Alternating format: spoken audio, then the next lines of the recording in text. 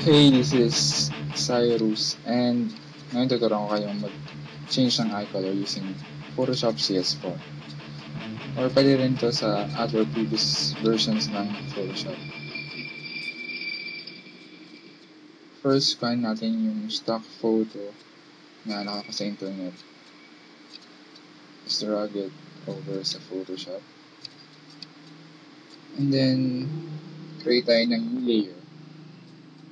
Hitting that button below. Just be sure nasa ibabaw siya ng background layer. Tapos, we click the brush tool. Tapos, pili tayo ng kulay sa color picker.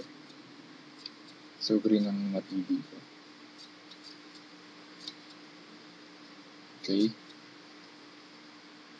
Tapos, brush over lang natin sa pupil ng mata. Make sure ma-fill out buong pupil.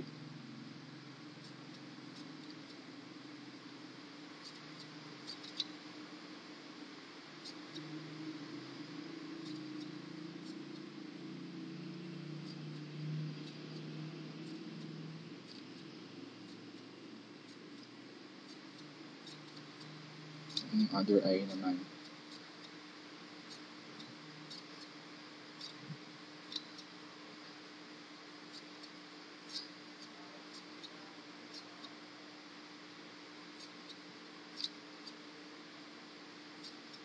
Okay, ayos na yun.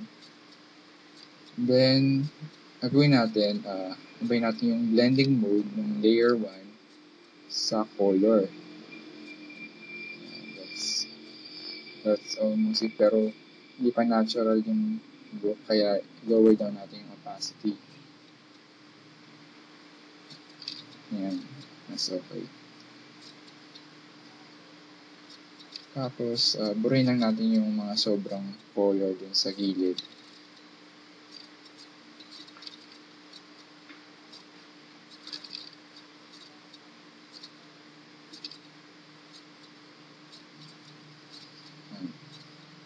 Another way na pwede mong ma-enhance yung kulay is by using yung hue and saturation. Sa image yun. And then, adjustment. Then, hue and saturation. Or simply Control U or Command U sa macOS.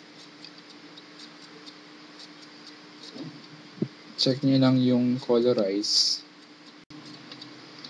Tapos, taruin nyo lang yung slider kung saan mas magiging natural yung look ng mata. Galawin nyo rin yung saturation, tapos lightness. Tingnan nyo kung saan mas maganda yung kulay.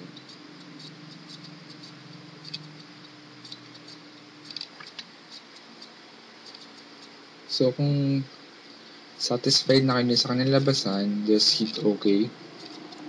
And tapos na. Simple lang. So, this has been Cyrus for this tutorial on how to change eye color using Adobe Photoshop CS4. And sana may naintindihan kayo. Check out yung mga lalabas pang mga video tutorials ko. Thanks again.